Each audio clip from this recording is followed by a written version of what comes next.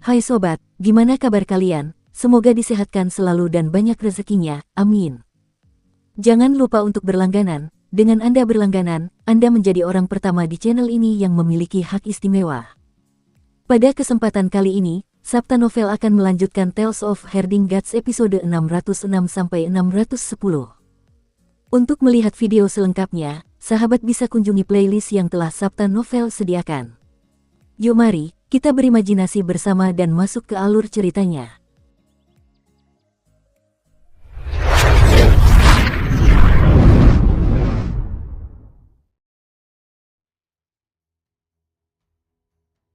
Di dalam formasi pembunuh bintang siklus surgawi, Qi Jiuyi dan Zhehuali mendengar suara Qin Mu mendekat dan keduanya batuk darah. Mereka muntah darah bukan karena Qin Mu, melainkan karena perubahan mendadak formasi pembunuh bintang siklus surgawi yang tiba-tiba berubah menjadi galaksi yang cemerlang. Cahaya bintang saling tarik-menarik dan terhubung. Rantai cahaya bintang tersebut dibentuk oleh rune seni ilahi yang rumit dan tak terhitung jumlahnya, dan berubah menjadi formasi pembunuh aktif yang melukai keduanya sekaligus.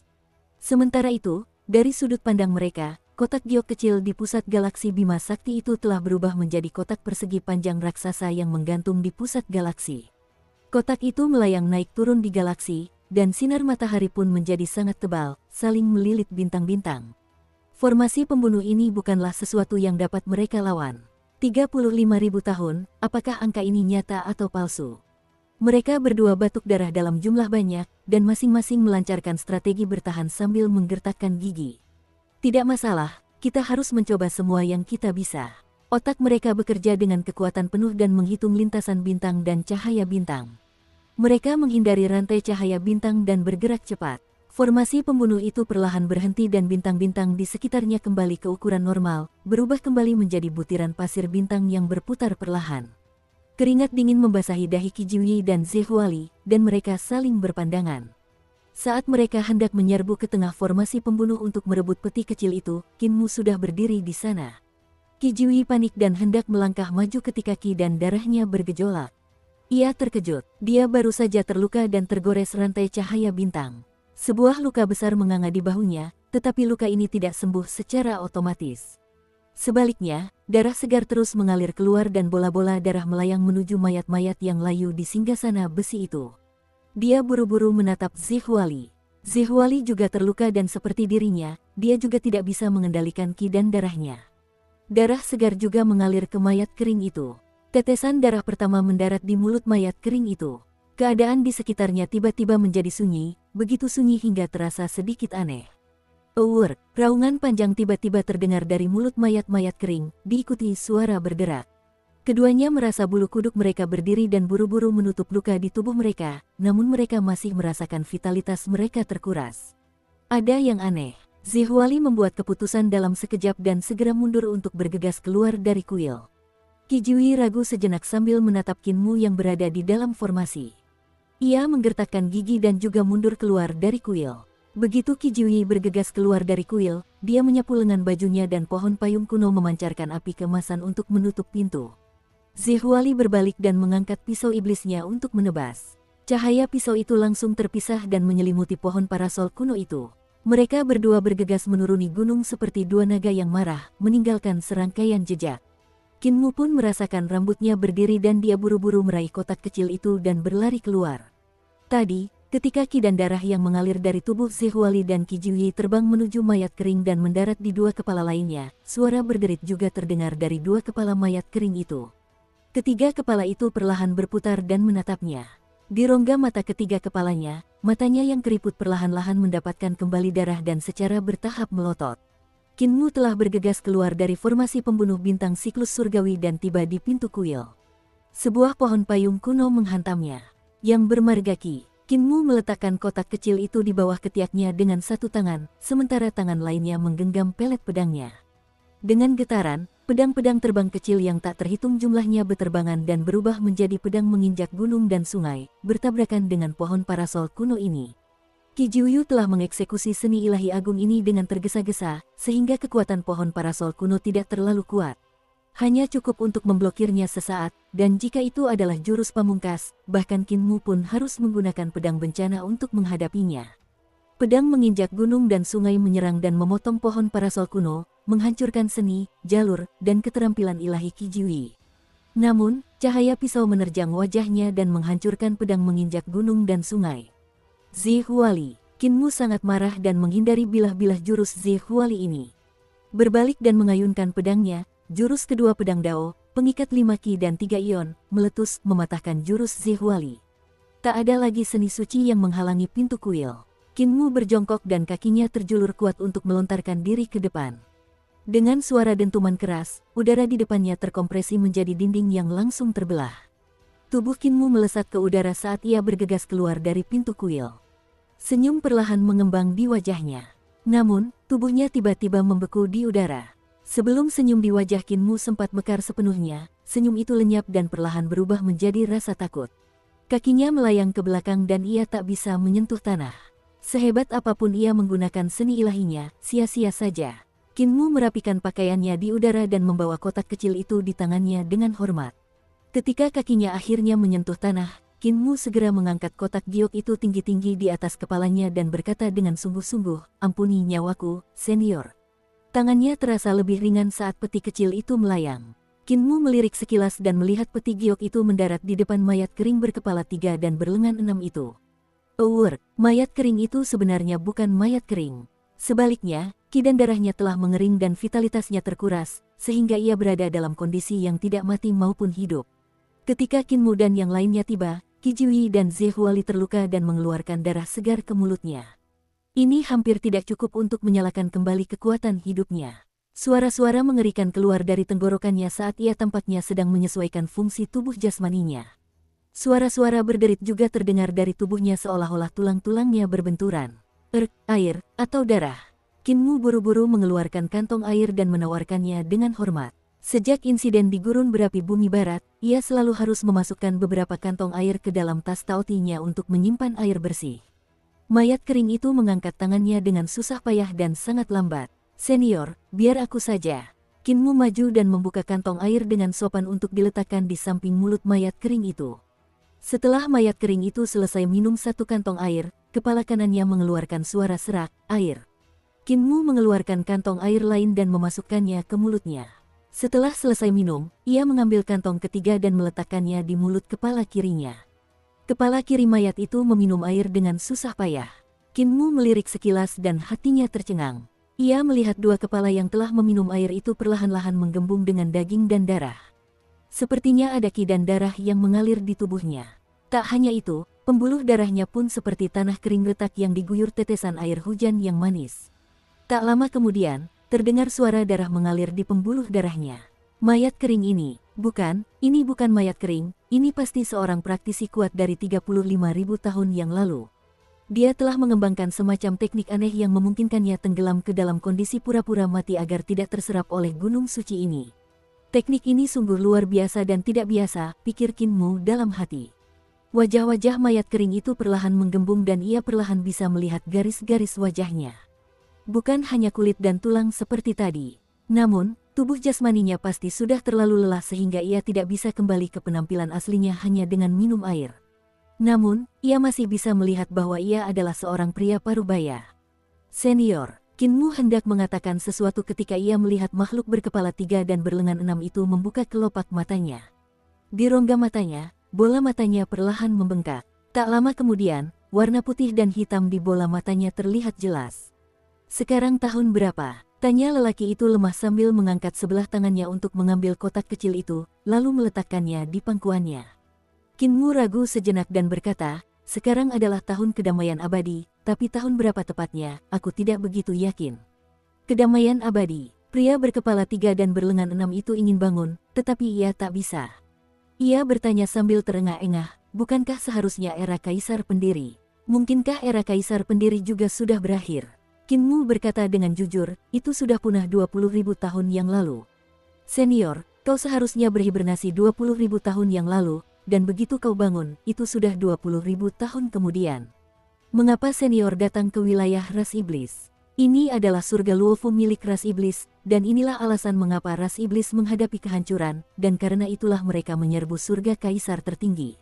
Planet senior. Pria berkepala 3 dan berlengan 6 itu terengah-engah, aku salah satu penyintas era cahaya merah tua dan telah bersembunyi di mana-mana selama bertahun-tahun. Karena kami ingin kembali ke negara kami bergegas dari tempat persembunyian kami dan berencana untuk kembali ke tanah leluhur cahaya merah tua. Saat kami dalam perjalanan, kami mendengar bahwa sekarang adalah era kaisar pendiri dan ketika kami bertemu musuh, kami tidak punya pilihan selain melarikan diri ke tempat ini. Musuh, Qin Mu tertegun. Pria berkepala 3 dan berlengan 6 itu berkata dengan tenang, musuh-musuh yang menghancurkan era cahaya merahku. Era kaisar pendiri juga telah dibasmi, seharusnya mereka adalah kelompok yang sama. Hehe, aku bahkan mendengar bahwa ada era kaisar tertinggi sebelum era kaisar pendiri. Dia menggelengkan kepalanya, aku ras dewa cahaya merah dari era Qiming, namaku Cixi. Awalnya aku adalah pengawas eksekusi langit surgawi cahaya merah, mengendalikan otoritas hidup dan mati. Dewa manapun yang telah melakukan kejahatan akan sulit lolos dari kematian di panggung eksekusi dewa. Qin Mu berteriak, kalau begitu, gunung suci ini. Gunung ini bukan gunung, ini adalah panggung eksekusi dewa. Pria berkepala 3 dan berlengan 6 bernama Cixi ini berhenti sejenak dan menarik napas. Mengeksekusi para dewa di panggung eksekusi dewa, panggung ini telah menyerap darah para dewa yang tak terhitung jumlahnya yang telah melakukan kejahatan dan seiring berjalannya waktu, kutukan besar akan muncul dan bahkan aku akan menerima kerugiannya. Ketika aku bertarung dengan para iblis, aku terluka sehingga panggung eksekusi dewa mulai menyerapku. Aku tidak punya pilihan selain menyegel diriku sendiri dan berhibernasi. Ayo bantu aku. Qin Mu melangkah maju dan menopangnya. Telapak tangan Cixi mencengkeram bahunya, dekat leher, dan ia berdiri dengan gemetar. Qin Mu menahan rasa sakitnya dan berkata, senior, kamu menyakitiku. Cixi sepertinya tidak mendengarnya dan mendorong bahunya untuk berjalan ke depan mural. Ia mengamati langit berbintang di mural dan bergumam, tanah leluhur ada di sini. Aku belum mati, aku masih bisa kembali, mereka pasti menungguku melapor kembali. Tahukah kau, alasan mengapa panggung eksekusi dewa ini begitu jahat adalah karena ia sebenarnya ditempa dengan panggung eksekusi dewa di harta karun ilahi istana surgawi, milik seorang praktisi kuat tahta kaisar. Qin Mu tercengang dan bergumam, praktisi kuat tahta kaisar. Rasa sakit datang dari bahunya. Kuku-kuku Cixi telah menusuk kulitnya dan Qin Mu bisa merasakan darahnya mengalir keluar. Vitalitas dan darahnya mengalir ke dalam tubuh Cixi. Wajah Cixi berangsur-angsur kembali normal dan napasnya juga sedikit lebih stabil. Ia terkekeh dan berkata, benar. Ini kotak kecil yang mengendalikan panggung eksekusi dewa. Begitu kotak kecil ini dibuka, hehe. Kau hampir merebut kotak kecil ini. Qin Mu sedikit pusing, tandanya ia kehilangan terlalu banyak darah. Tatapannya berkedip, lalu ia berkata, senior, aku benar-benar kesakitan. Aku berdarah. Tahap eksekusi dewa mulai menyerap ki dan darahku. Wajah Cixi perlahan menggembung seiring daging dan darahnya tumbuh. Ia berkata sambil tersenyum, kau memang berdarah, tapi bukan tahap eksekusi dewa yang menyerap darahmu. Air yang kuminum tidak bisa mengisi kembali ki dan darahku, aku sudah terlalu lelah dan aku butuh darah seseorang. Batuk, batuk, batuk. Tiba-tiba dia terbatuk keras. Apa yang terjadi dengan senior? Qin Mu bertanya dengan cemas, senior, kamu baik-baik saja? Apakah kamu merasa pusing? Apakah tenggorokanmu gatal? Cixi tanpa sadar melepaskannya dan mengangkat keempat tangannya untuk memukul kepalanya dengan kuat. Tubuhnya bergoyang dan kedua tangannya yang lain mencengkeram kotak kecil itu. Qin Mu berkata dengan wajah khawatir dan gugup, senior, apakah Anda dehidrasi? Saya masih punya air, apakah senior mau minum? Aduh, saya lupa. Saya menambahkan beberapa bahan tambahan ke dalam kantong air ini. Qin Mu menghentakkan kakinya dan berkata, apa yang harus aku lakukan? Dia berbalik dan berjalan mondar-mandir. Cixi meraihnya namun gagal, dan jatuh tersungkur ke tanah sambil berlutut. Beberapa kantong air telah saya tambahkan bubuk pelarut darah. Qin Mu memukulkan tinjunya ke telapak tangannya dan mendesah panjang. Racun semacam ini akan melarutkan darah saat bersentuhan dengan darah. Ini digunakan untuk menyingkirkan mayat-mayat, bagaimana mungkin aku lupa? Senior, kau baik-baik saja. Cixi berlutut di sana tanpa bergerak. Matanya perlahan berputar ke arahnya. Qin Mu menghindari tatapannya dan mengambil kotak kecil yang dipegangnya. Kultivasi senior kuat, jadi kau pasti bisa mendetoks racun ini, kan? Kalau begitu, aku tidak akan mengganggumu. Selamat tinggal. Setelah mengatakan itu, ia pun pergi. Bola mata Cixi berputar dan cahaya suci keluar dari matanya, membuat 2 lubang di kuil ini. Qin Mu bergegas keluar dari kuil dan tiba di tangga Gunung Dewa. Ia segera tiarap dan bersembunyi di bawah tangga batu. Dua sinar cahaya tebal menyapu kepalanya, dan tangga batu di Gunung Dewa pun terbakar merah. Kinmu menunggu kedua sinar cahaya ilahi itu melintas dan mendarat di beberapa anak tangga batu di bawahnya. Baru kemudian ia bangkit dan berlari seperti naga yang mengamuk, meninggalkan jejak asap. Saat dia berlari cepat, dia mengerahkan ki vitalnya untuk menciptakan kabut di belakangnya, menutupi seluruh gunung dengan kabut. Namun, dari luka di lehernya, ki dan darah mengalir keluar, mengalir dari tubuhnya dan mengalir menuju gunung. Luka itu tercipta ketika Cixi menusuk lehernya dengan kukunya. Di panggung eksekusi dewa ini, luka kecil apapun tidak dapat sembuh dengan sendirinya atau diobati dengan obat. Ki dan darah akan diserap oleh panggung eksekusi dewa dan satu-satunya jalan keluar adalah segera meninggalkan gunung selagi masih hidup.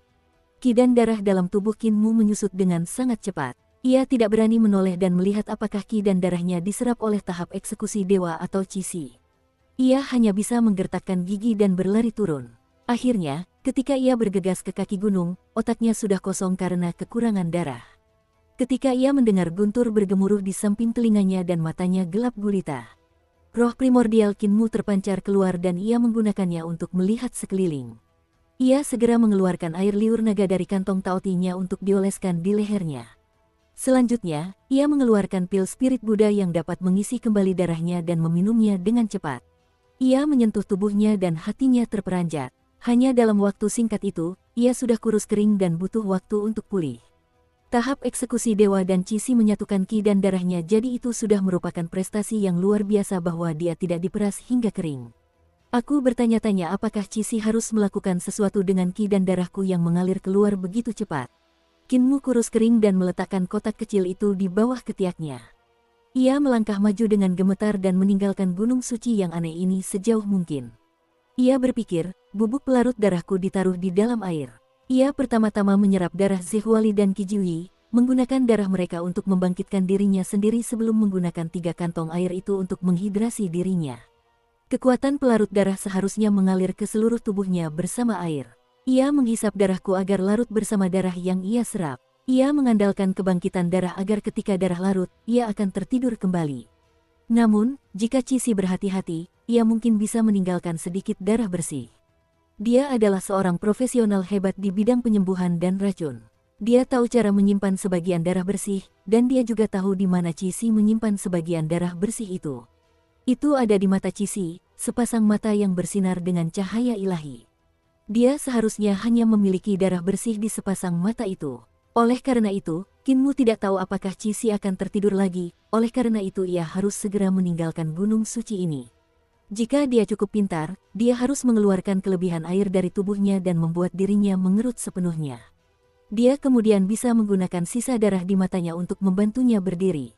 Kinmu mengerahkan sisa ki vitalnya untuk mengkatalisasi pil-pil Buddha spiritual di tubuhnya, dan ia berpikir, semoga dia tidak terlalu pintar. Di dalam kuil, Cixi berlutut tak bergerak seperti patung kayu. Ujung-ujung jari keenam lengannya mengeluarkan air keruh yang sangat halus. Ada darah busuk berwarna susu yang bercampur dengan air. Bubuk pelarut darah Kinmu tidak dapat melarutkan darah dewanya. Yang dilarutkannya adalah darah yang diserapnya dari Qijiyi, Zhihuali, dan sebagian dari Kinmu.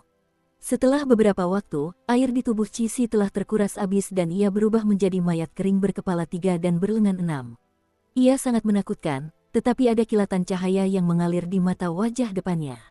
Cixi dengan hati-hati memisahkan sebagian darah dari matanya dan membiarkan darah ini mengaktifkan beberapa fungsi tubuhnya. Ia berdiri dengan gemetar. Kedua kepalanya tertunduk dan keenam lengannya pun terkulai lemah. Darah di matanya terlalu sedikit sehingga ia hanya bisa mempertahankan sedikit fungsi tubuh. Fungsi tubuh lainnya hanya bisa tetap tidak aktif. Ia keluar dari aula dengan susah payah dan baru sampai di tangga batu kuil ini setelah sekian lama. Kakinya lemas dan ia pun terjatuh menuruni gunung suci. Kecepatannya tidak dapat menyamai kecepatan lari Kinmu, Zhihuali, dan Qijiyi sehingga ia butuh waktu 1 jam untuk berguling turun dari puncak gunung hingga ke dasar. Cixi beristirahat cukup lama sebelum memanjat. Ia menggerakkan tubuhnya dengan susah payah untuk melihat atau mengambil air. Kinmu berada di sebuah danau yang jauh di sana, dan ia mengeluarkan kantong-kantong bubuk pelarut darah untuk dituangkan ke dalam danau. Ia melihatnya berjalan dengan gemetar dan buru-buru menuangkan sisa bubuk itu ke dalam danau. Ia melancarkan jurus ilahi, dan sebuah awan muncul di atas danau. Dari awan itu, seekor naga ilahi menjuntai dan menusukkan ekornya ke dalam danau untuk mengaduk dengan kuat. Kinmu melambaikan tangannya dan berlari menjauh. Dua sinar cahaya melesat dari mata Cixi, tetapi ia luput. Ia hanya bisa menatapnya yang bergerak menjauh. Air. Cixi marah dan berjalan gemetar. Tubuhnya tak mampu lagi bertahan dan ambruk ke tanah. Begitu dekat namun begitu jauh, ia akhirnya merangkak ke sini dengan susah payah, tetapi danau itu telah diracuni oleh Kinmu. Jika ia ingin mencari sumber air lain, ia mungkin perlu waktu 1 hingga 2 bulan. Jika ia sedang sial, ia bahkan mungkin perlu menghabiskan 1 hingga 2 tahun. Pada saat ini, gemuruh guntur datang dari langit. Guntur yang menggelegar mengejutkan Cixi hingga ia terbangun dan ia pun terjungkal dengan susah payah. Ia mendongak ke langit, mulut-mulut di ketiga kepalanya terbuka lebar, menunggu hujan turun dengan gembira. Awan gelap memenuhi langit dan kilat menyambar. Awan gelap itu semakin tebal dan rendah. Di sebuah gunung yang jauh, naga-naga api tiba-tiba terbang ke awan dan mengusir air hujan. Sesaat kemudian, langit berubah cerah dan biru. Awan gelap berubah kembali menjadi awan putih dan melayang pergi. Cixi menoleh dengan susah payah dan 2 sinar cahaya dewa melesat keluar, menembus 2 lubang di puncak gunung itu. Jika aku menemukanmu, di sisi lain, Kinmu segera turun gunung setelah mengusir awan hujan. Puncak gunung di belakangnya telah menderita tanpa alasan, menyebabkan 2 lubang meledak di dalamnya. Dia sudah sebagian besar pulih tetapi tubuh jasmaninya masih belum pulih kembali ke puncaknya. Mungkin tidak akan turun hujan untuk beberapa saat, aku akan aman untuk beberapa waktu untuk memulihkan diri dan mempelajari cara menggunakan kotak kecil ini. Ia berubah menjadi bayangan hitam dan menempel di tanah, menutupi jejaknya agar dapat meninggalkan tempat ini sejauh mungkin.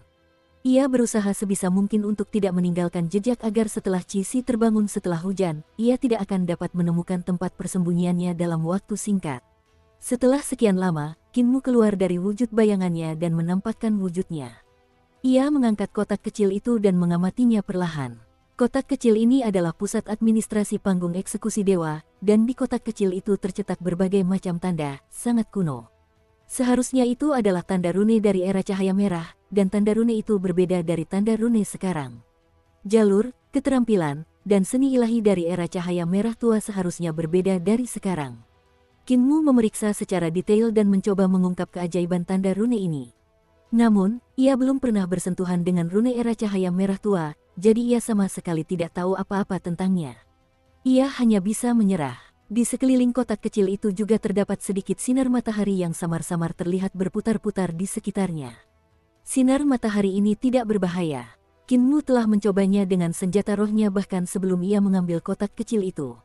Sinar matahari itu tidak memiliki kekuatan, jadi seharusnya itu hanyalah cahaya yang dipancarkan oleh harta karun di dalam kotak kecil itu. Kopernya tidak terkunci, tetapi tertutup rapat. Tidak ada tempat untuk mencongkelnya. Tidak peduli seberapa keras Kinmu mencoba membuka kotak kecil itu, dia bahkan tidak bisa meninggalkan bekas apapun pada kotak itu, bahkan dengan cara free sword. Tiba-tiba, suara langkah kaki terdengar dan sebuah suara yang familiar memasuki telinga Kinmu. Saudara Kin sungguh luar biasa, mampu melarikan diri bahkan dalam situasi seperti itu. Aku sangat mengagumimu. Kinmu meletakkan kotak kecil itu di bawah ketiaknya dan berbalik. Ia menatap Qi Jiuyi dengan wajah penuh senyum. Meskipun Qi Jiuyi masih memiliki sikap yang elegan, ia masih memiliki sebagian ki dan darah yang dicuri oleh Gunung Suci dan Cixi. Namun, dibandingkan dengan Kinmu yang kurus kering, ia masih memiliki sedikit darah dan daging. Kinmu mula-mula ki dan darahnya direbut oleh Cixi, kemudian oleh Gunung Dewa, sehingga tubuhnya menjadi sangat lelah.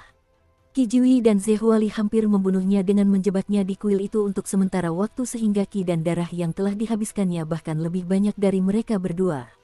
Kali ini, Qi Jiuyi tampak telah bersiap dengan baik. Sebuah pohon parasol kuno berdiri tegak di belakangnya dan api menyebar ke segala arah. Sarang burung phoenix di pohon itu terbuat dari jerami padi emas dan cabang-cabang pohon parasol. Sarang itu berkilau keemasan dan seekor burung phoenix berkepala 9 sedang beristirahat di dalamnya. 9 kepala phoenix itu menyemburkan api untuk menempa tubuhnya sendiri. Seni ilahiyahnya yang agung telah mengumpulkan kekuatannya. Di mana kakak senior Zehuali? Kinmu melihat sekeliling dan bertanya.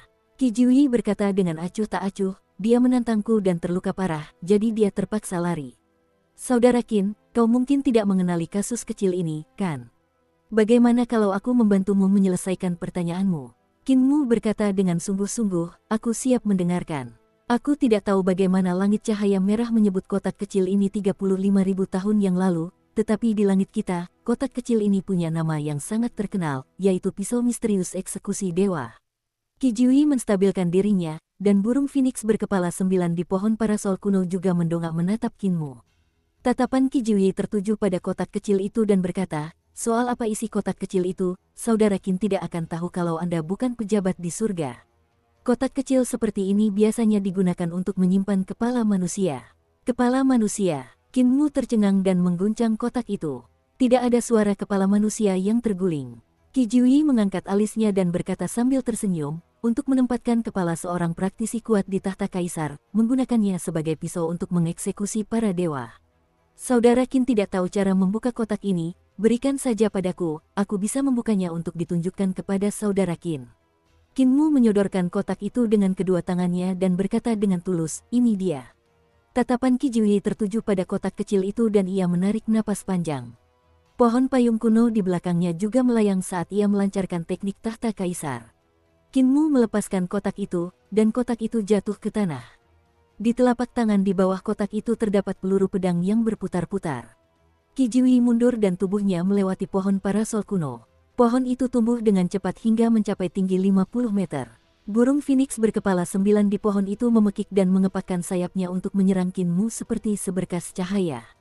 Dentingan, cahaya pedangnya tiba-tiba menjadi sangat terang, dan pedang bencana tiba-tiba meletus untuk menghadapi burung phoenix berkepala 9. Dalam sekejap, api membayangi sinar matahari di langit. Pedang dan api meledak di antara pegunungan, mengembang dengan dahsyat bagaikan matahari kecil dan bola yang sangat terang. Qi Jiuyi meletus dan ia menyerang maju dengan mudra phoenix. Pohon parasol kuno mengikuti tepat di belakang phoenix berkepala 9 dan menghancurkan semua yang menghalangi jalannya saat ia jatuh. Pedang pembuka bencana milik Qin Mu berbenturan dengan phoenix berkepala 9.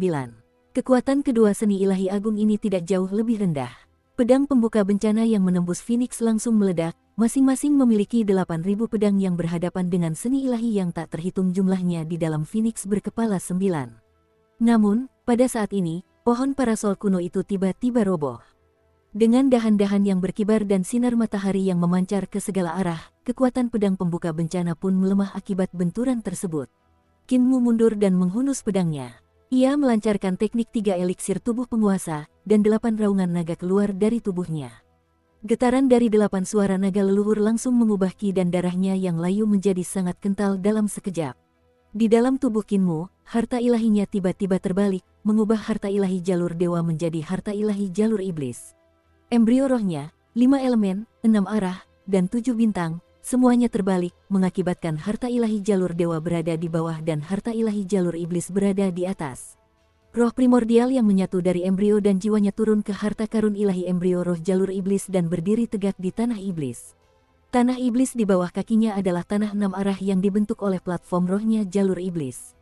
Yang bersinar terang di langit adalah matahari iblisnya, bulan iblisnya, dan dewa iblis 5 elemen yang berdiri tegak di istana iblis di atas bintang 5 elemen. Begitu Qin Mu menarik kembali pedangnya, dia menusukkannya sekali lagi dan itu masih bentuk pertama dari pedang bencana, bencana pembuka. Bola cahaya yang terbentuk dari tabrakan mereka sebelumnya membengkak sekali lagi, tetapi kali ini, terdapat juga cahaya pedang berwarna hitam yang bercampur di dalamnya. Garis-garis cahaya pedang yang hitam seperti tinta menyebar dari inti bola cahaya, mengotori bola cahaya dalam sekejap. Kedua seni ilahi mereka hampir musnah sepenuhnya. Sebelum kekuatan yang dipancarkan cahaya di sekitarnya sempat meledak tepat waktu, pohon-pohon yang tak terhitung jumlahnya di lembah telah tumbang. Dengan bola cahaya sebagai pusat lingkaran, mereka runtuh ke segala arah. Potongan-potongan batu gunung melayang ke udara dan terbang ke segala arah dengan kecepatan yang luar biasa tinggi. Dalam cahaya, Qin Mu mundur dan menghunus pedangnya untuk kedua kalinya. Qi Jiuyi melangkah maju sekali lagi dan menggenggam kedua tangannya. Sarang phoenix di pohon tiba-tiba terbang keluar, sementara jerami padi keemasan dan cabang-cabang pohon parasol menyerbu ke arah Qin Mu. Qin Mu menghunus pedangnya dan tersentak. 8.000 pedang itu tiba-tiba menyatu dan menyatu menjadi satu, berubah menjadi pedang bebas di tangannya. Dengan kilatan cahaya pedang, ia berhadapan langsung dengan jerami padi keemasan dan ranting-ranting pohon parasol. Semacam jimat dao yang dekat dengan jalan muncul di tubuhnya dan pedang di tangannya seperti simbol angka yang terus berubah. Tulisan pedang dao ke-14. Dao memelihara bumi semua surga, melahirkan semua hukum dan seluruh dunia akan kembali menjadi satu. Bahkan Master Dao tua dari Sekte Dao pun belum sepenuhnya memahami jurus ini, dan ia baru berhasil mengolah setengahnya. Meski begitu, wujud yang belum sempurna itu sudah cukup untuk disebut sebagai satu-satunya jurus pedang dewa di kedamaian abadi. Bukan karena Guru Dao tua tidak memiliki bakat atau pemahaman, melainkan karena pedang Dao melibatkan transformasi matematis segala sesuatu di langit dan bumi. Jika ada kesalahan, pedang Dao tidak dapat dikultivasikan. Dan karena matahari, bulan, dan bintang-bintang di kedamaian abadi semuanya palsu, terdapat kesalahan-kesalahan yang sangat halus dalam aljabar bintang-bintang siklus surgawi. Dengan menggunakan kesalahan-kesalahan tersebut untuk memahami tulisan ke-14, wajar saja jika ia tidak dapat melakukannya. Qin juga telah mempelajari kitab ke-14 pedang Dao, dan pencapaiannya dalam aljabar sudah sangat tinggi. Alasan mengapa ia dapat dengan mudah memahami kitab ke-14 bukanlah karena bakat dan pemahamannya lebih baik daripada Guru Dao tua, melainkan karena ia telah melihat peta bintang dari 35.000 tahun yang lalu dan juga mempelajari formasi bintang yang ditinggalkan oleh guru pendiri untuk melindungi pisau misterius eksekusi dewa. Dengan demikian barulah ia mampu memahami keajaiban tulisan ke-14 itu sekaligus menghitung cara memecahkan formasi pembunuhan itu. Ketika The Whole World Return to One dieksekusi, tak satu pun kultivasinya tersentuh dan tak satu pun ki vitalnya terkuras. Kekuatan langit dan bumi dipinjam oleh keahlian pedangnya, dan dengan kilatan cahaya pedang, ia menghancurkan jerami padi keemasan dan ranting-ranting pohon payung yang berterbangan di atasnya. Dia telah menggunakan pedang bencana 2 kali untuk menghancurkan seni ilahi agung Qi Jiuyi, sehingga energi vitalnya juga sangat terkuras. Tulisan pedang Dao ke-14 tidak memiliki kekuatan yang lebih tinggi dari pedang bencana, bahkan sedikit lebih rendah, tetapi bagi Qin itulah pilihan terbaik. Kekuatan pedang, jerami padi emas, dan ranting-ranting pohon parasol meledak, dan Qin maju, alih-alih mundur. Ia menyerbu langsung ke arah Qi Jiuyi, tubuhnya tiba-tiba membesar secara drastis, otot-ototnya menggembung. Cahaya pedang halus yang tak terhitung jumlahnya melesat keluar dari pedang Carefree di tangannya dan berubah menjadi pisau pembantai babi. Pisau itu panjangnya 5 kaki dan lebarnya 2 kaki. Saat Qin menghunusnya, pisau itu seperti memegang sepotong kecil pintu. Pisau pemotong babi ini terbagi menjadi 2 dan dia memegangnya dengan kedua tangan seperti 2 bagian pintu. Qi Jiuyi bergerak mundur dan tidak mendekatinya. Tiba-tiba, sepasang sayap Phoenix muncul di belakangnya dan menebas berulang kali. Dia tidak memiliki banyak kekuatan sihir tersisa dan telah lama mempersiapkan seni ilahi agungnya. Namun, butuh waktu lama untuk mengeksekusi jurus ini, sehingga kelelahannya terlalu besar. Mampu menahan 2 bencana pembukaan dari Qin dan bahkan memblokir tulisan pedang Dao ke-14 Qin saja sudah merupakan prestasi yang luar biasa. Di antara generasi muda saat ini di dunia ini, dia pasti orang pertama yang membuat Qin bertarung sampai sejauh ini. Kekuatan sayap Phoenix-nya ini luar biasa. Qin menerkam seperti angin puyuh dan pisau pembantai babinya menebas ke atas dan ke bawah, menghasilkan cahaya pisau yang melingkari tubuhnya. Ia melancarkan jurus pisau bacar dan gerakan kakinya adalah kaki ilahi pencuri surga milik Kripel, membuatnya datang dan pergi tak terduga. Seni pamungkas Kripel dan bacar telah menyatu dengan sempurna di tubuhnya. Sementara itu, ketika Qi Jiuyi membentangkan dan melipat sayapnya, bulu-bulu yang tak terhitung jumlahnya berterbangan bagai pedang, beradu dengan gemerincing. Keahlian pedangnya memanfaatkan setiap kesempatan, dan mereka menyerbu ke arah jurus pedang Qin. Bulu-bulu Phoenix-nya menghasilkan keterampilan pedang, dan sayapnya menghasilkan keterampilan pisau. Ia benar-benar ahli dalam pedang dan pisau. Prestasinya dalam teknik pertempuran tidak lebih lemah dari Qin. Keduanya bertarung dengan cepat, dan kedua pisau itu terkadang mengarah ke kiri, terkadang ke kanan. Pisaunya bagaikan pusaran angin, terkadang bagaikan ombak besar yang menghantam bersama sinar matahari yang menyinari gelombang laut timur.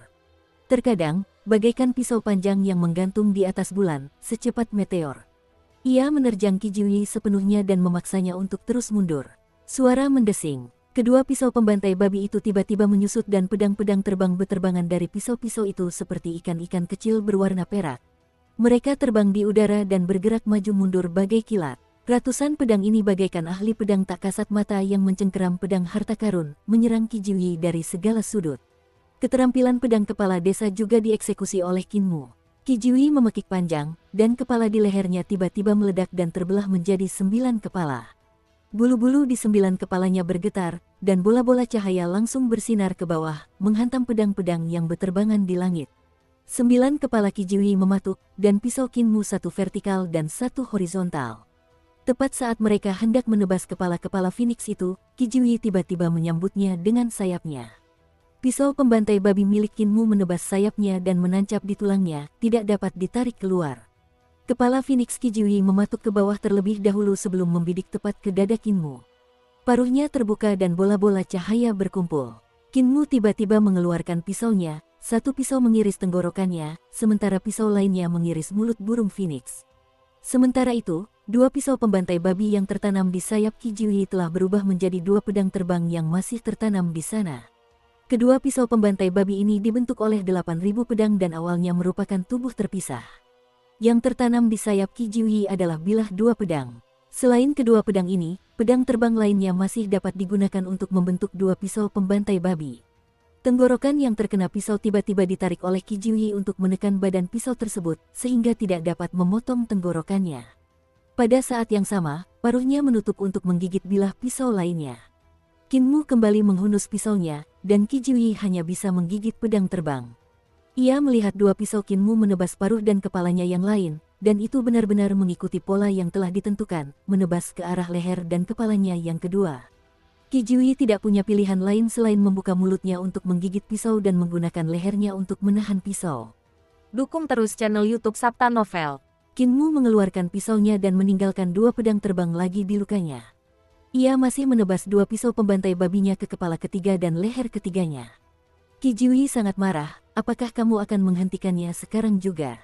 Bahkan ketika dia berkata demikian, dia tidak punya pilihan selain menggigit pisau itu lagi dan menggunakan lehernya untuk mengunci pisau pembantai babi. Qinmu menarik pisaunya lagi dan meninggalkan pedangnya, menebas ke arah kepala keempat dan leher keempatnya. Qi Jiuyi mengepalkan cakarnya yang tajam karena marah, dan keempat kepalanya berdarah. Bohong kalau dia bilang tidak sakit.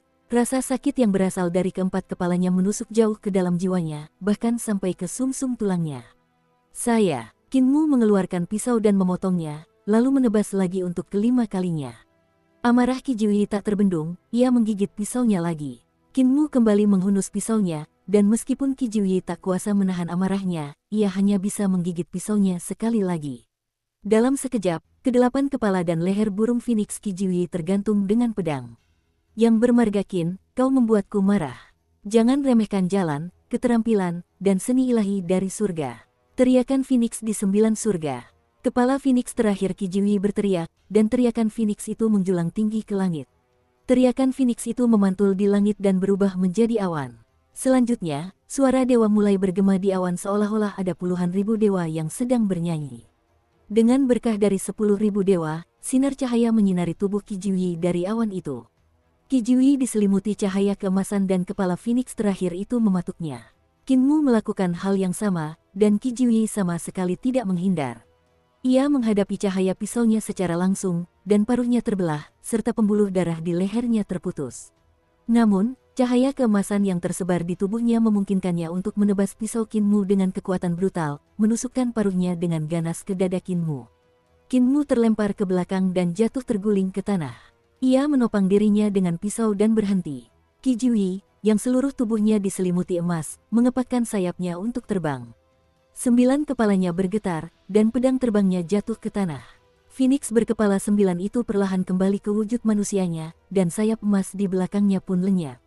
Qin Fengqing, perbaiki. Qi Jiuyi mencibir dan mengangkat cermin untuk menyinari Qinmu. Ia berkata dengan acuh tak acuh, putra Youdu yang disegel oleh Lord Kaun, apa kau benar-benar berpikir aku bukan tandinganmu? Aku hanya mengikuti perintah untuk menangkapmu, bukan mengambil nyawamu. Sebaliknya, aku harus menghancurkan segelmu dan melepaskan dirimu yang sebenarnya. Cermin ini dibuat oleh Dewa Hitam yang mengendalikan langit di utara langit. Cermin ini khusus digunakan untuk menahanmu. Kau tidak jahat, telah melukaiku. Memperbaiki posisiku. Coba aku lihat. Qinmu mengulurkan tangannya untuk meraih cermin ini, dan Qi Jiuyi tercengang. Cermin itu direbut dari tangannya, dan yang datang ke arahnya adalah pisau besar berkilau bersih yang menebas kepalanya. Qi Jiuyi merasakan sakit dan otaknya hampir hancur berkeping-keping. Ia tak punya pilihan selain menunjukkan wujud aslinya, yaitu Phoenix berkepala 9. Di setiap kepala tergantung pisau pembantai babi yang kemungkinan besar sudah hancur di otaknya. Qi Jiuyi mengepakkan sayapnya dan ingin melarikan diri, tetapi Kinmu selangkah lebih cepat dan sudah melompat ke punggungnya. Sambil meninju Phoenix berkepala 9 ini, ia menggabungkan semua serangannya dan membuat bulu-bulu Phoenix berterbangan kemana-mana. Di bawah, Zhihuali yang terluka berjalan cepat dan mengambil kotak kecil itu. Ia tampak gembira, tetapi ketika mendongak dan melihat Kinmu menunggangi Phoenix, ia tak kuasa menahan diri untuk tidak menunjukkan ekspresi terkejut. Saudara Qin benar-benar hebat, mampu menekan Qi Jiuyi, kemampuannya memang setingkat lebih tinggi dariku. Belalang sembah mengintai jangkrik, tanpa menyadari keberadaan Oriole di belakang, maka akulah Oriolenya. Sekarang kasusnya ada di tanganku, pisau misterius eksekusi dewaku akan mampu meningkatkan kemampuan pisauku selangkah lebih maju, kan? Tatapan Zhihuali berkedip. Ia memeriksa kotak itu dan mencoba membukanya, tetapi celahnya tertutup rapat, tidak ada tempat untuk mencungkilnya. Bahkan jika ia menggunakan pisau iblisnya untuk menebas, ia tidak bisa meninggalkan bekas apapun. Keringat dingin mengucur di dahi Zhihuali, ia mencoba berbagai macam seni magis untuk membuka segel tersebut. Ia bahkan menggunakan seni magis jalur iblis yang pernah diajarkan Furi Luo, tetapi tetap saja ia tidak bisa membuka kotak itu. Ia mendongak dan melihat bulu-bulu burung Phoenix berkibar di udara seperti daun-daun gugur di musim gugur. Namun, itu bukan daun layu, melainkan daun maple merah darah. Kinmu menunggangi Qi Jiuyi di udara dan mencabuti bulunya, memukulinya hingga seluruh tubuhnya berlumuran darah. Qi Jiuyi juga sangat ganas. Meskipun kepalanya teriris 9, ia memutar lehernya dan memuntahkan jejak cahaya misterius untuk menebas Kinmu. Kinmu hanya fokus memukulnya dan pisau pembantai babi di kepala Phoenix tiba-tiba terlempar keluar, hanya menyisakan 9 pedang terbang yang masih tertancap di kepala Phoenix. Pedang terbang lainnya mengeksekusi pedang menginjak gunung dan sungai, membentuk lukisan gunung dan sungai di depan Kinmu, memungkinkan 9 kepala itu menyerang dengan bebas. Lukisan itu tidak pecah sama sekali. Pukulan palu Kinmu terlalu kejam. Ia tidak hanya menggunakan seni ilahi tubuh jasmani, melainkan juga seni ilahi seperti Yin Yang Heaven Flipping Hands dan Five Thunder Heaven Rising Bell. Puluhan ribu bintang bahkan muncul di belakangnya dari waktu ke waktu saat ia menggunakan Great Overarching Heavenly Stars Palm Force. Segala jenis seni ilahi bagaikan gunung yang terbelah, dan bukan hanya seni ilahi jalur dewa, Kinmu bahkan sesekali melancarkan seni ilahi jalur iblis yang aneh dan menyeramkan. Meskipun kekuatannya tidak sekuat seni ilahi jalur dewa, dan alasannya mungkin karena ia tidak terlalu memaksakan diri, seni ilahi jalur iblis dapat menargetkan tubuh Qi Jiuyi dan menggerogoti tubuhnya, menggerogoti jiwa primordialnya, dan sangat melemahkan daya tahan tubuhnya. Ini yang paling menakutkan. Zhihuali melihat semua ini dan tak kuasa menahan diri untuk bergidik. Jika seni ilahi Kinmu ini mengenai tubuhnya, dagingnya mungkin akan terbelah dan roh primordialnya mungkin akan hancur hanya dalam beberapa gerakan. Tubuhnya mungkin akan hancur berkeping-keping. Qi Jiuyi bahkan tidak mati setelah dipukuli seperti ini, dia memang lebih kuat dariku. Tubuh jasmaninya memiliki semacam kemampuan memperbaiki diri yang aneh sehingga dia bisa bertahan lebih lama. Namun, dia akan dipukuli sampai mati oleh Kinmu tak lama kemudian. Jika Qi Jiuyi mati dan aku tidak bisa membuka kotak ini untuk mendapatkan pisau misterius eksekusi dewa, orang berikutnya yang akan dibunuh Kinmu adalah... Zhihuali menarik napas dalam-dalam dan melesat ke udara. Ia mencabut pisau iblis dari punggungnya dan melemparkannya ke udara. Pisau iblis itu tiba-tiba bergetar di udara dan sebuah mata iblis raksasa muncul di belakangnya. Dengan munculnya mata iblis ini, cahaya pisau bersinar ke dalam mata ini dan cahaya pisau itu langsung memenuhi seluruh langit, membanjiri Kinmu dan Qi Jiuyi. Pisau panjangnya lebar dan kuat. Keahlian pisau Zhihuali berbeda dengan 9 keahlian pisau surgawi milik Jagal. 9 keahlian pisau surgawi menempuh jalan yang benar dan tidak mahir dalam perhitungan. Namun, ia mencari kekuatan yang luar biasa, benar, dan tak terbatas, mengubah kecemerlangan pahlawan sastra menjadi cahaya pisau untuk mengeksekusi mereka. Keahlian pisau Zhihuali sebagian besar diwarisi dari Luo Wushuang yang keahlian pisaunya terampil dalam perhitungan. Keahliannya sedikit mirip dengan pedang Dao Sekte Dao, namun pedang Dao menggunakan aljabar untuk menghitung Dao Agung, sementara keahlian pisau Luo pisau ilahi menggunakan aturan untuk membangun Dao Agung. Inilah perbedaan terbesar antara keduanya. Zhihuali mengangkat pisaunya dan tertawa, "Saudara-saudara senior, lupakan saja masalah hari ini, biarkan aku membantu menyelesaikan konflik kalian berdua. Kita semua tinggal bersama di bintang yang berbeda, jadi kita harus rukun dan memikirkan cara untuk pergi. Mengapa kita saling bertarung?" Meskipun dia telah mengatakannya, teknik pisaunya tidak berniat menghentikan konflik. Sebagian besar kekuatan teknik pisaunya disalurkan ke tubuh Kinmu, dan cahaya pisau yang mengenai Qi Jiuyi berhenti ketika sudah cukup. Bagaimanapun, Qi Jiuyi terluka parah. Jika dia memberinya pisau lagi, dia mungkin tidak akan mampu menahannya. Di sisi lain, Kinmu masih kuat, jadi dia perlu mengalahkannya dan membuatnya mundur dengan memberinya masalah. Cahaya pisaunya melesat, dan Kinmu segera mengulurkan tangannya untuk meraihnya. Lukisan gunung dan sungai yang dibentuk oleh pedang menginjak gunung dan sungai langsung menyusut ke tangannya dan berubah menjadi pelet pedang. Kinmu mengayunkan pedangnya, dan dari pelet pedang itu muncul cahaya pedang setebal ember. Pilar pedang itu berhadapan dengan pisau iblis, dan Kinmu terlempar dari benturan tersebut. Ia terlempar mundur dan meninggalkan punggung Qi Jiuyi. Dia telah menggunakan beberapa seni ilahi hebat berulang kali, dan semua jenis seni ilahi berhamburan seperti hujan. Dia tidak memiliki banyak energi vital yang tersisa, dan dia tidak bisa menghadapi Zihuali. Zihuali mendesah dalam hati ketika ia tak berhasil membunuhnya dengan satu pisau.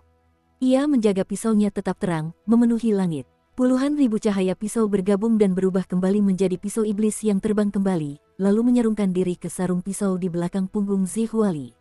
Lagi pula, Zihuali juga baru saja dikalahkan oleh Qi Jiuyi dan tubuhnya penuh luka.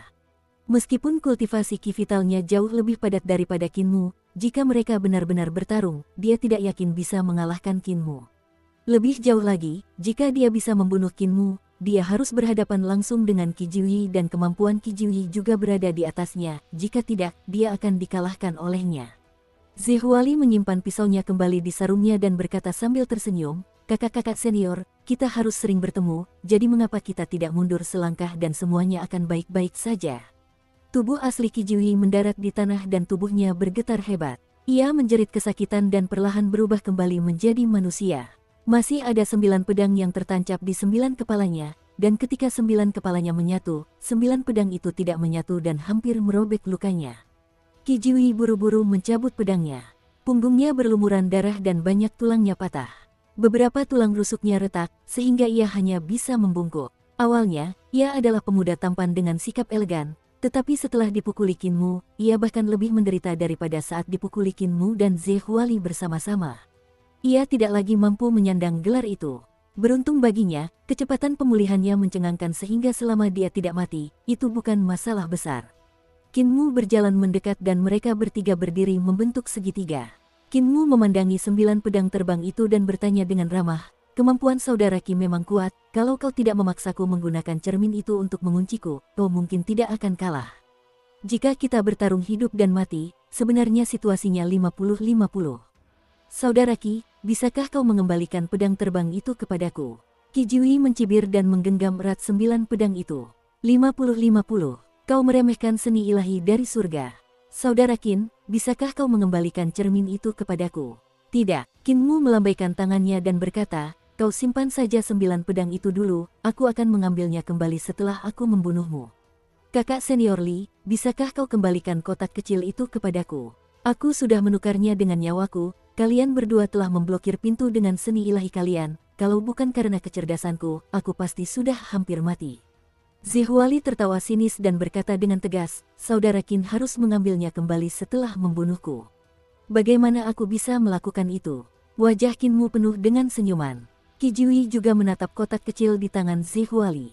Tatapan Zihuali berkedip dan ia bertanya, "Identitas saudara Qi dihormati dan posisi gurumu juga sangat tinggi di surga, kau seharusnya tahu cara mengaktifkan kotak ini. Bisakah kau memberitahuku?" Qi Jiuyi terbatuk hebat dan memuntahkan pecahan tulang. Tubuhnya yang bengkok sedikit tegak, dan bekas pedang Kinmu di dahinya pun perlahan menyusut. Hal ini membuat Zihuali dan Kinmu merasa gugup. Kecepatan pemulihan Qi Jiuyi ini sungguh luar biasa. Ia hanyalah tubuh abadi yang tak bisa dibunuh, namun ia masih bisa pulih begitu cepat meski mengalami luka parah. Alasan mengapa ia meludahkan tulang-tulang yang hancur itu adalah karena tulang rusuk baru tumbuh di dadanya. Kinmu sangat iri. Tubuh abadi seperti ini benar-benar berguna. Dia hanya tidak tahu apakah itu efek dari teknik tahta Kaisar Qi Jiuyi atau bakat bawaan ras Phoenix berkepala 9. Setelah batuk, Qi Jiuyi merasa lebih baik dan terengah-engah. "Berikan kotak kecil itu padaku, biar kubukakan untukmu." Jelas bahwa meskipun lukanya bisa cepat sembuh, tetap saja itu sangat membebani tubuhnya. Kalau tidak, ia tidak akan selelah ini. Zihuali menggelengkan kepalanya dan berkata, setelah kotak kecil ini sampai di tanganmu dan kau membukanya untuk menunjukkan pisau eksekusi misterius dewa, kepala saudara Qin dan aku akan langsung terpisah dari tubuh kami. Qin Mu menyarankan dan berkata, bagaimana kalau begini saja, saudara Li, kita singkirkan saudara Qi dulu. Setelah itu, kita bisa belajar cara membuka kotak kecil ini. Dengan kecerdasan kita berdua, kita pasti bisa membukanya. Zihuali berkata sambil tersenyum, jika aku mempercayaimu, aku akan menjadi idiot. Ketiganya menemui jalan buntu. Tiba-tiba, sebuah suara kasar terdengar dari belakang mereka. Kalian terus bertengkar, tapi apa kalian sudah bertanya padaku, pemilik aslinya? Kembalikan kotak kecil ini kepada pemilik aslinya. Ekspresi Qin Mu dan yang lainnya berubah drastis, dan ia buru-buru melihat ke sumber suara. Ia melihat Cixi, yang kurus kering, berjalan ke arah mereka dengan kaki sekeras kayu bakar. Mereka sudah tak jauh dari sini. Algojo dari era cahaya merah tua ini memiliki 3 kepala yang bagaikan tomat hitam yang layu. Rongga matanya cekung dan bola matanya bagaikan kurma kering. Singa-singa di bawah 3 kepalanya juga keriput seolah-olah dia tidak sanggup menopang kepalanya sendiri. Dia seperti udang besar berkepala 3. Ketiga lengan kirinya disangga oleh 1 tongkat, dan dia pasti menyangga tongkat itu agar bisa bergerak maju dengan susah payah. Qin Mu dan Qi Jiuyi telah bertarung sengit di sini, dan aktivitasnya sangat besar. Tidak sulit bagi Cixi untuk menemukan jalannya ke sini. Namun, melihat betapa repotnya ia menggunakan tongkat itu, orang-orang pasti bertanya-tanya apakah ia berhasil sampai di sini. Lagi pula, Qin Mu harus melarikan diri cukup lama sebelum akhirnya bertemu Qi Jiuyi. Cixi pasti memiliki kemampuan yang luar biasa dan itulah sebabnya meskipun berjalan sulit, dia masih bisa menggunakan kekuatan sihir. Urat-urat di dahinya menyembul, dan ia memikirkan hal lain. Ia bergumam pada dirinya sendiri, hujan. Benar sekali, hujan turun. Cixi tampak seolah-olah bisa mati kapan saja. Ia berkata dengan lemah, setelah kau pergi, hujan turun tak lama kemudian. Langit mengasihaniku dan akhirnya aku berhasil minum air yang tidak beracun. Qin Mu mengedipkan mata dan berdiri di sana tanpa bergerak. Zihuali dan Zihuali sudah perlahan mundur, dan keduanya tiba-tiba berbalik dan berlari. Buk-buk, keduanya menabrak dinding tak terlihat dan terpental kembali. Cixi berkata dengan acuh tak acuh, masih belum ada seorang pun yang bisa lolos dari tanganku di dunia ini. Ya, kau yang pertama, kau lolos, kau seharusnya bangga. Orang yang dimaksudnya adalah Qin Mu, dan Qin Mu memperlihatkan senyum jujur. Tiba-tiba, Zihuali melemparkan kotak kecil itu langsung ke Qin Mu dan berteriak, saudara Qin, aku akan mengembalikan hartamu.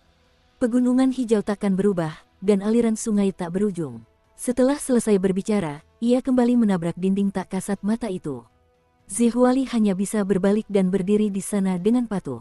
Di sisi lain, senyum tulus Qin Mu membeku dan ia melemparkan kotak kecil yang diterimanya kepada Qi Jiuyi. Ia berkata sambil tersenyum, saudara Qi, buka saja kotaknya, kotak ini milikmu sekarang. Hanya mayat kering dari era cahaya merah, berani melawan langit, biarkan aku membunuhnya. Qi Jiuyi tersenyum tipis, jari-jarinya bergerak naik turun. Rune terus mengalir dari ke-10 jarinya, mencoba membuka kotak itu. Setelah beberapa saat, wajahnya menjadi hitam. Dia tidak bisa membuka kotak ini sama sekali. Kotak yang berisi pisau misterius eksekusi dewa di surga juga memiliki segel. Dia tahu susunan rune untuk kotak itu, tetapi susunan rune yang dibutuhkan untuk membuka kotak dari era cahaya merah ini jelas berbeda dengan yang ada di surga. Sudut mata Qi Jiuyi berkedut, dan ia menatap Qin Mu dengan putus asa. Qin Mu menatap langit, kakinya mengetuk-ngetuk tanah, berpura-pura mengagumi awan di langit. Qi Jiuyi menatap Zihuali tanpa daya dan Zihuali menatap kuku jarinya sendiri dengan serius sebelum menggigit kuku ibu jarinya. Qi Jiuyi menatap mayat kering, berkepala 3 dan berlengan 6 yang sedang berjalan ke arahnya. Tiba-tiba ia mendapat inspirasi dan berlutut sambil mengangkat kotak kecil itu tinggi-tinggi. Senior, ampuni nyawaku. Cixi mencibir dan berjalan dengan gemetar sambil menopang dirinya di tongkat. Kasus ini tentu saja menggunakan susunan rune dari era cahaya merah tua, sedangkan kalian menggunakan rune dari apa yang kalian sebut langit untuk menyelesaikannya. Bukankah itu seperti memainkan kecapi untuk seekor sapi? Kasus ini, kalian tidak lagi bertengkar. Cukup seru melihat kalian bertengkar, lanjutkan. Qin Mu mengedipkan matanya dan menatap Zihuali. Zihuali juga menatapnya dan berpikir, dia pasti memikirkan hal yang sama denganku, kalau dia juga harus berlutut dan memohon ampun. Haruskah aku berlutut atau tidak? Dia sedang dilema. Qin Mu berpikir dalam hati. Sepertinya Zihuali benar-benar musuh bebuyutanku, karena telah memikirkan hal yang sama denganku. Apapun yang terjadi, Cixi akan mengambil nyawa kita bertiga dan menggunakan darah kita untuk memelihara tubuhnya. Dia pasti akan mempertahankan kebenarannya yang teguh sepertiku. Jadi tidak ada yang memperjuangkan kasus ini lagi. Cixi mencibir dan berjalan mendekat sambil membawa tongkat itu. Karena tidak ada yang menginginkannya, aku akan. Tiba-tiba terdengar suara, aku mau. Sebuah tangan terulur dan dengan lembut mengambil kotak kecil itu dari tangan Qi Jiwei. Hati Qinmu, Zihuali, dan yang lainnya bergetar. Mereka buru-buru menoleh ke arah suara dan melihat telapak tangan ini merampas kotak kecil itu. Sementara itu, telapak tangan itu milik seorang pria yang membawa kapak besar dan mengenakan topi bambu. Ia memiliki lengan besar, pinggang bulat, alis tebal, dan mata besar. Ia tampak seperti seorang penebang kayu yang baru saja menebang kayu bakar yang dibawanya, tetapi ada sifat-sifat yang sangat kuat dari seorang sarjana di wajahnya, yang sama sekali berbeda dari pakaian dan tingkah lakunya. Kotak kecil yang ada di tangannya tampak sangat kecil dan rapuh. Penebang kayu suci, Qinmu gembira, Zihuali tercengang, guru surgawi. Di sisi lain, Qi Jiwei yang masih berlutut diam-diam mengangkat sebelah matanya dan terkejut. Orang yang ingin mengorbankan surga Luofu dan memaksa Furi Luo terpaksa menandatangani fakta hitungan bumi. Dia diam-diam berdiri dan mundur. Dia ingin pergi, tetapi tidak berani. 3 kepala dan 6 lengan Cixi layu dan kurus. Ia mengangkat kepalanya dengan susah payah untuk mengamati penebang kayu ini dan mencibir. Kau menginginkannya, berani mengambilnya. Saint Woodcutter mengangkat kotak persegi ini dan memeriksanya. Kenapa aku tidak berani? Kau bahkan belum memulihkan kultivasimu, kau bahkan belum memiliki tubuh fisikmu. Jika kau berada di puncak, aku akan bersikap agak lunak padamu, sekarang kau tidak, aku bahkan tidak punya keinginan untuk melawanmu. Ambillah. Dia mengiris pergelangan tangannya dan darah dewanya mengalir keluar dari pergelangan tangannya. Cixi menatap darah dewa yang mengalir keluar darinya, dan ia tak kuasa menahannya lagi. Ia membuka mulutnya, dan darah dewa yang mengalir dari pergelangan tangan Santo penebang kayu mengalir ke 3 mulutnya. Setelah menerima darah Santo penebang kayu, tubuhnya yang kurus kering perlahan membesar dengan kecepatan yang dapat dilihat dengan mata telanjang. Darah mengalir di pembuluh darahnya dan detak jantungnya pun semakin keras. Semua organ tubuhnya yang layu kembali berfungsi satu persatu.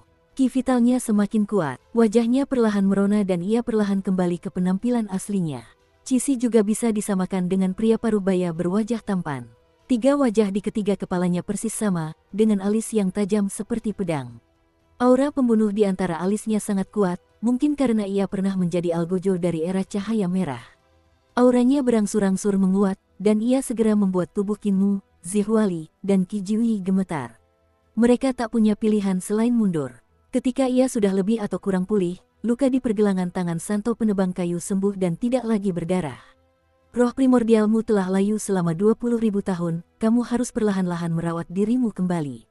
Tatapan Saint Woodcutter selalu tertuju pada kotak kecil itu, ia tak pernah menatap mata Cixi. Setelah beberapa saat, ia bertanya, Qinmu, dari mana kotak kecil ini? Qinmu berkata, kakak senior menemukannya. Dia, Santo penebang kayu terkejut dan bertanya, di mana dia?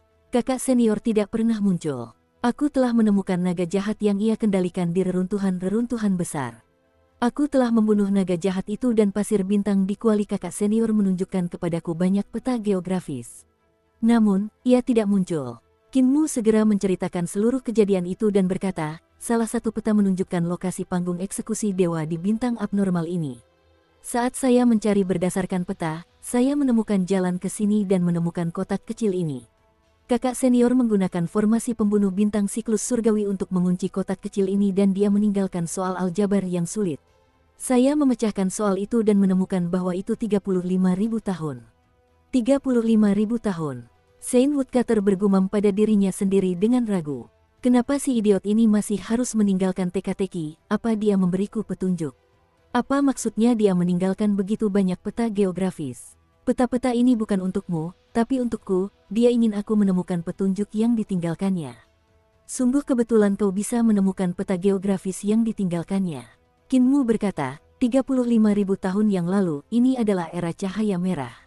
Senior Cixi ini berasal dari 35.000 tahun yang lalu. Santo penebang kayu mengangguk. Aku tahu, ketika aku melihat penampilannya yang berkepala 3 dan berlengan 6, aku tahu dia berasal dari era cahaya merah tua. Aku pernah menemukan reruntuhan dari era itu dan menemukan bahwa orang-orang di era itu menganggap berkepala 3 dan berlengan 6 sebagai tubuh jasmani terkuat. Mereka memiliki kemampuan luar biasa, mampu memindahkan gunung dan mengejar bintang. Kotak kecil ini juga dari era itu, bentuknya sama dengan pisau misterius eksekusi dewa dari apa yang disebut surga, entah siapa yang meniru siapa. Qi Jiuyi tak berani bicara, tapi ia mencibir dalam hati. Pasti Crimson Light Celestial Heavens yang meniru pisau misterius eksekusi dewa ciptaan langit surgawi kita. Qin Mu merenung sejenak dan mengeluarkan segel komandan yang diberikan oleh tetua King Huang. Guru suci, kakak senior telah menitipkan benda ini kepada tetua King Huang, bahkan dia tidak tahu dari era mana segel komandan ini berasal. Santo penebang kayu mengambil stempel komandan dan memeriksanya.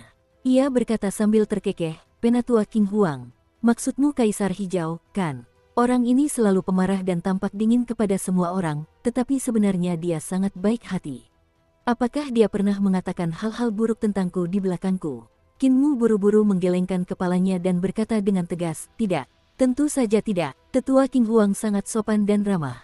Dia ramah dan bahkan mengantarku pergi, dia tidak memarahi siapapun. Aneh kalau dia tidak melakukannya. Dia pasti akan memarahiku, bahkan Kaisar pendiri juga. Dia pasti mengusirmu. Santo penebang kayu melemparkan kembali segel komandan itu kepadanya dan berkata sambil tersenyum, "Aku tahu betul sifatnya. Aku tidak tahu kapan segel komandan ini berasal dan aku tidak tahu kapan ditinggalkan.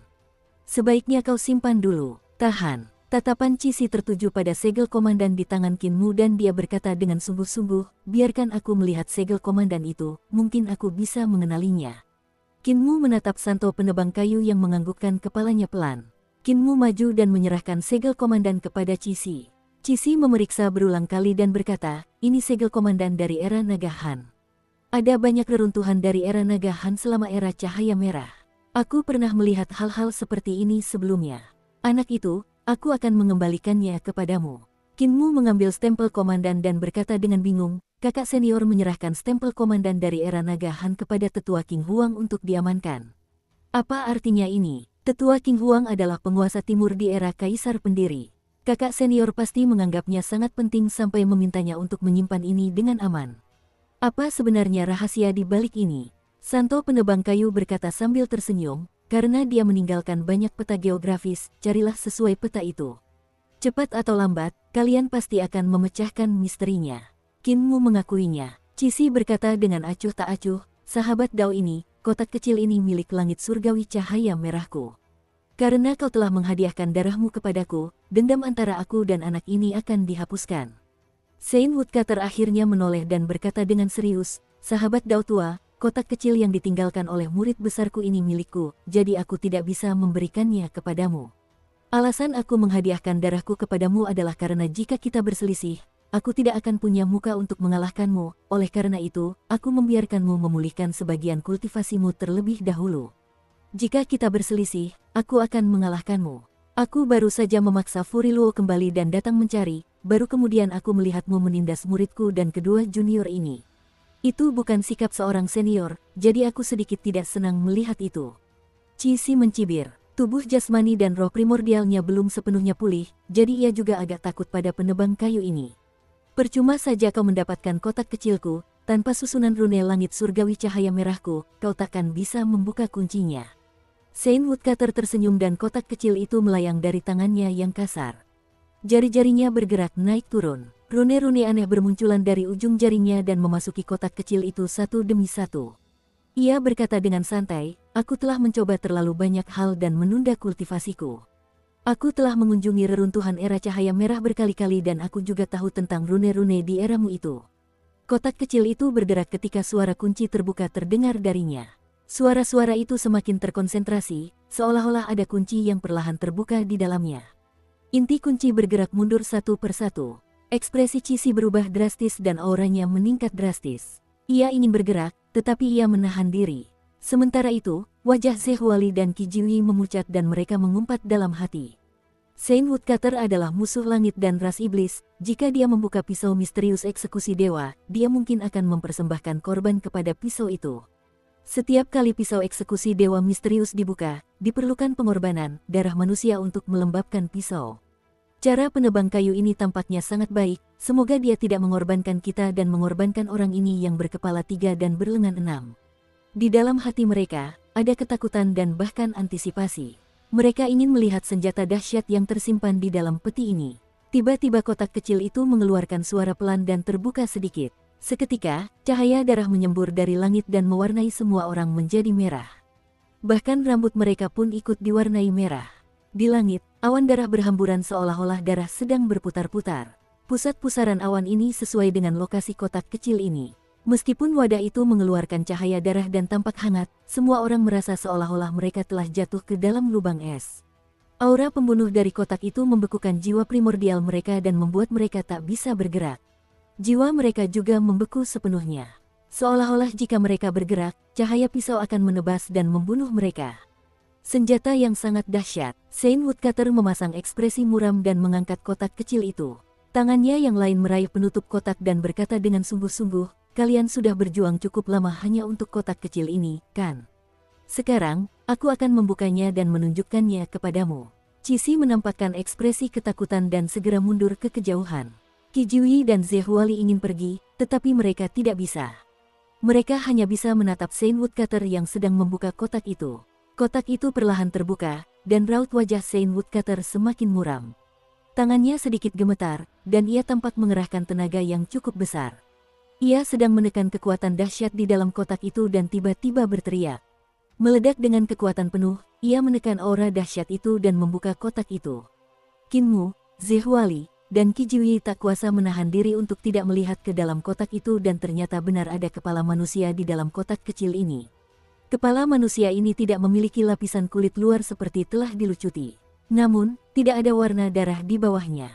Di bawah kulitnya, daging dan darahnya berwarna putih kristal seolah-olah dibentuk oleh cahaya.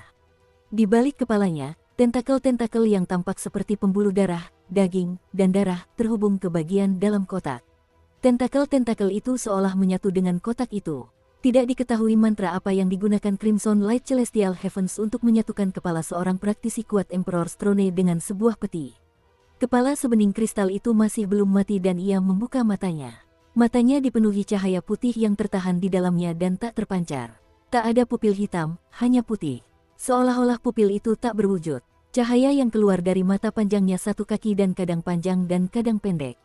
Sementara itu, tentakel di belakang kepalanya bergetar terus-menerus dan mengeluarkan suara seperti serangga yang mengepakkan sayapnya. Seolah-olah kepala itu sangat bersemangat dan ingin membantai seseorang untuk meminum darahnya. Qinmu melihat dimanapun tentakel ini menyentuh kepala, memang ada sayap yang sangat halus. Bang! Saint Woodcutter menutup kotak itu dan menarik napas dalam-dalam. Membuka kotak itu untuk mengendalikan dahsyatnya haus darah kotak itu bahkan lebih melelahkan daripada pertarungannya dengan Fury Luo. Bukankah guru suci mempersembahkan kurban kepada pisau itu? Tanya Qinmu sambil melirik Qi Jiuyi dan Ze Huali.